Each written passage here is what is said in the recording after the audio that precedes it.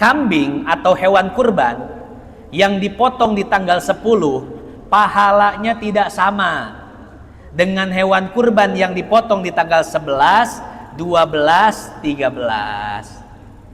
Kurban yang dipotong di tanggal 10 pahalanya lebih besar daripada kurban yang dipotong pada tanggal 11, 12, 13. Baiklah, sebelum ditutup, tentu pembahasan ini masih banyak kekurangannya, maka untuk menyempurnakan kekurangan, saya buka sesi pertanyaan, disilahkan.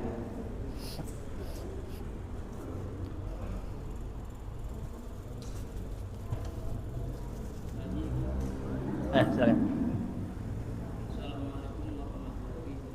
Waalaikumsalam warahmatullahi wabarakatuh.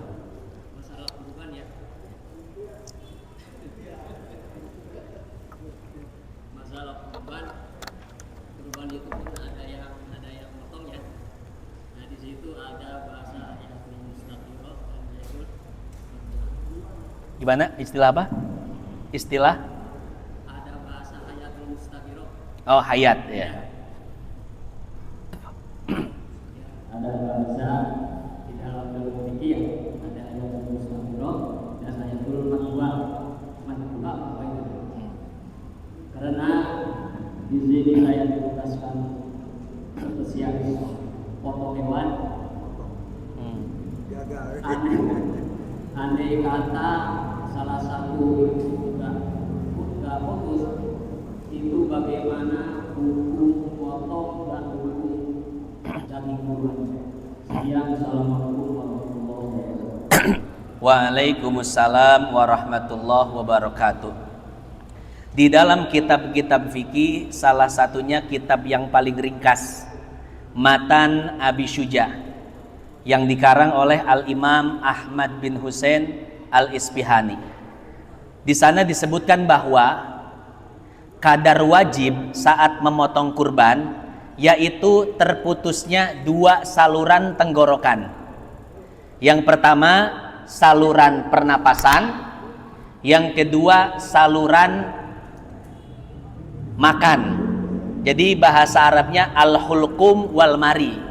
Jadi 2 urat, 2 saluran ini harus terputus.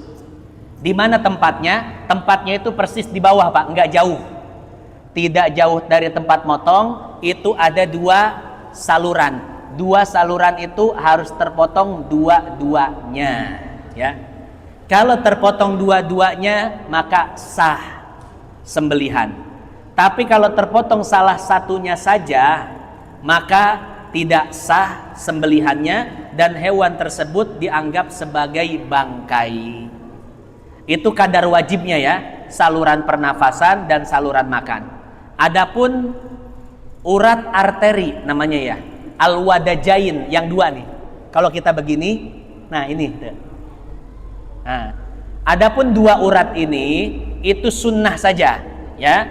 Makanya sunnah melebarkan pemotongan, disunahkan Pak, dilebarin ke kiri, ke kanan, tuh, ya. Tapi kadar wajibnya hanya cukup di depan saja. Yang penting 2 saluran terputus sah. Dan sunnahnya dilebarkan ke kiri, ke kanan. 2 urat arteri ini harus terputus. Itu sunnahnya, ya. Ada yang nanya, Pak Ustadz, gimana kalau keputus semua? Jadi motong kambing itu Pak, pakai pedang misalkan. Ya, lehernya diluruskan, posisinya lurus, langsung ditebas. Bagaimana hukumnya? Hukum sembelihannya sah, tapi makruh. Disebutkan di dalam Hasyiah Al-Imam Al-Bajuri, ya. Nah, jadi seperti itu. Kemudian gini permasalahannya, ketika orang menyembelih kemudian sapinya mengamuk sehingga pisau atau goloknya itu copot, lepas. Itu bagaimana hukumnya? Di dalam Hasyiah Al-Bajuri, jika terlepasnya tidak sengaja, maka pisau atau golok boleh diambil lagi dan dilanjutkan. Boleh dilanjutkan, ya. Tapi kalau sebelum dua saluran ini terputus, goloknya sudah diangkat, maka tidak boleh dilanjutkan dan sembelihannya tercatat sebagai bangkai. Nah, Jadi intinya kalau belum terputus dua urat ini, kemudian goloknya sudah diangkat, Pak. Ini jadi bangkai ini, ya. Sudah diangkat sengaja. Tapi kalau tidak sengaja, maka boleh dilanjutkan. Kurang lebih seperti itu. Wallahu a'lam bishawab. Waalaikumsalam warahmatullahi wabarakatuh.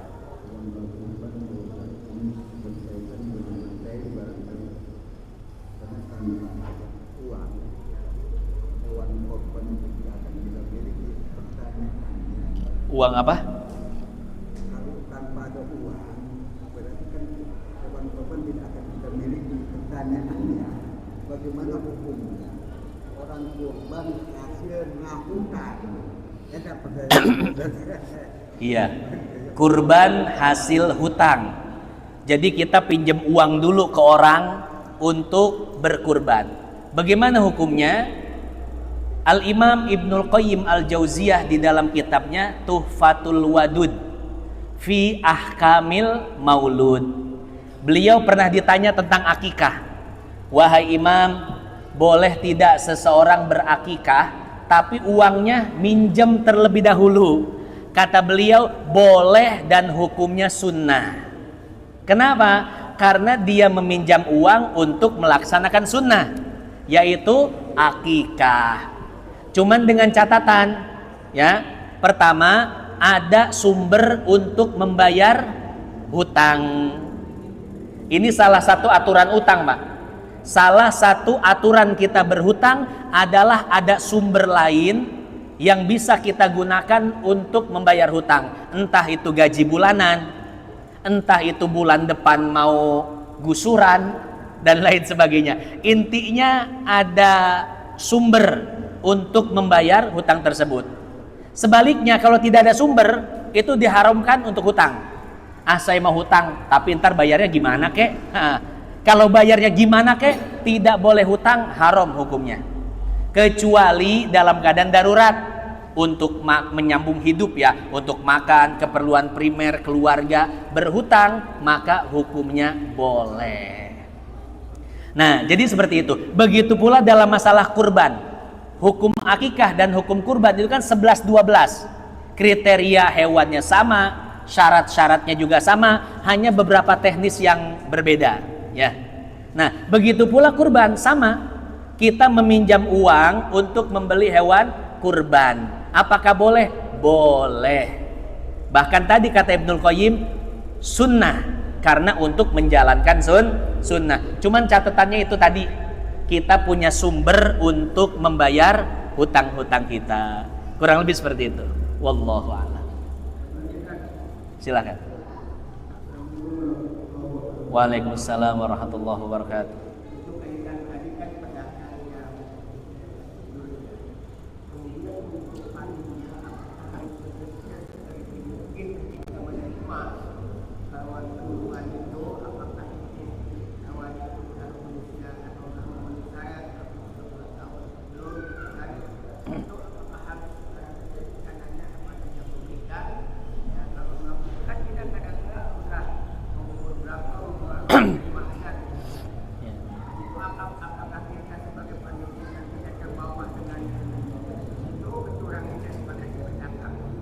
Iya. Ya, jadi itu bukan tugas panitia ya. Itu tugas si pemilik kurban. Jadi yang harus selektif, yang harus benar-benar mengetahui apakah kurban ini sesuai dengan kriteria, sesuai dengan syarat, itu adalah si pemilik kurban. Adapun panitia itu tidak berkewajiban untuk mengetahui itu. Karena tugas panitia hanya diserahkan untuk menyembelih saja, ya. Kecuali memang panitianya itu tahu, oh kayaknya ini panitianya tukang kambing misalkan ya, atau tukang sapi. Sapi segede gini belum umur 2 tahun ini, panitia tahu. Maka tugas panitia adalah memberitahu si pemilik kurban. Kalau si pemilik kurban mau dengar, maka dia harus menukar kambing tersebut atau sapi tersebut. Tapi kalau dia tidak mau dengar, ya sudah, sembelih aja sama panitia.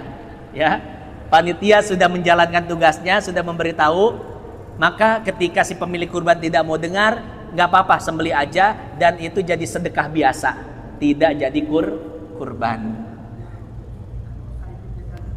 Panitia nggak dosa, ya. Bahkan si pemilik kurban pun nggak dosa, karena hukum kurban adalah sunnah, ya. Pelebah dosa itu tadi di akad jual belinya. Kenapa? Adanya penipuan, adanya manipulasi, ya. Misalkan si pemilik kurban setelah beli hewan kurban ternyata dia tahu dia salah beli. Kata si pemilik kurban, ya udah deh, nggak apa-apa dah, sembelih aja dah, ya repot ditukar lagi, ya sudah. Itu sah, tapi sahnya itu sebagai sedekah biasa, bukan sebagai kurban. Sama seperti kurban dari PT, Pak. Kurban dari PT, ya, itu tidak sah, tapi panitia boleh nerima. Sembelih nanti jadi sedekah buat PT-nya, ya. Soalnya kan korban itu harus nama perorangan, nggak boleh atas nama PT. Ini korban atas nama apa? PT, nggak sah. Tapi tetap terima, nanti jadi sedekah dari PT.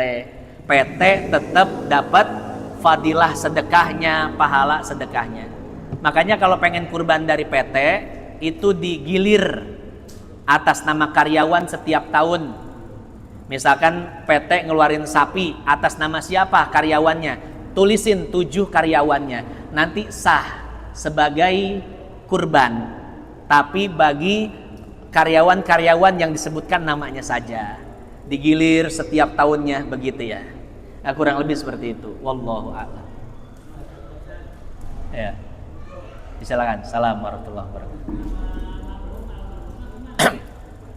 Berkurban atas nama almarhum almarhumah, ya. Biasanya kita berkurban atas nama orang tua kita yang telah meninggal dunia. Apakah sah apa tidak, dilihat dulu. Di dalam kitab Minhaj karangan Imam Nawawi, beliau mengatakan, jika si mayit ketika hidupnya pernah berwasiat, maka orang hidup yang diwasiatkan boleh untuk berkurban. Misalkan orang tua kita waktu masih hidup bilang, "Nah, kalau bapak meninggal nanti kurbanin ya." Akhirnya bapak kita meninggal, kemudian kita kurbankan atas nama bapak kita, boleh, sah, kata Imam Nawawi. Tapi jika semasa hidup orang tua kita tidak pernah berwasiat, maka ketika kita berkurban atas nama orang tua, kurbannya tidak sah. Cuman dalam majmu' dari Al-Imam Abul Hasan Al-Abbadi, beliau mengatakan bahwa walaupun tidak sah sebagai kurban, tapi sah sebagai sedekah. Misalkan gini Bapak Ibu, ya, realitanya begini deh, orang tua kita sudah meninggal, kemudian kita punya rezeki, akhirnya kita kurban untuk orang tua kita yang telah meninggal dunia, padahal orang tua kita tidak pernah berwasiat. Nah, maka hewan yang dikurbankan itu pahalanya tetap sampai kepada orang tua, tapi sebagai pahala sedekah, bukan pahala kurban. Ringkasnya seperti itu ya. Wallahu a'lam bishawab. Dolannya antara tasrik ini 10 sampai 13. Kita mencarinya di akhir. Ya. Kambing atau hewan kurban yang dipotong di tanggal 10, pahalanya tidak sama dengan hewan kurban yang dipotong di tanggal 11, 12, 13.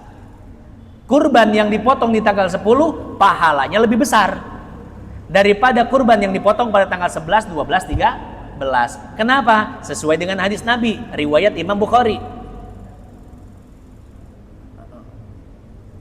Ma min ayyamin al-amalu sholihu fiha ahabbu ilallahi min hadhil ayyamil ashri. Tidak ada amal soleh yang lebih disukai oleh Allah daripada amal soleh yang dilakukan di 10 awal bulan Zulhijjah. Jadi kalau nyembelihnya tanggal 10, masuk hadis itu, masuk 10 awal, masuk amalan yang paling dicintai oleh Allah.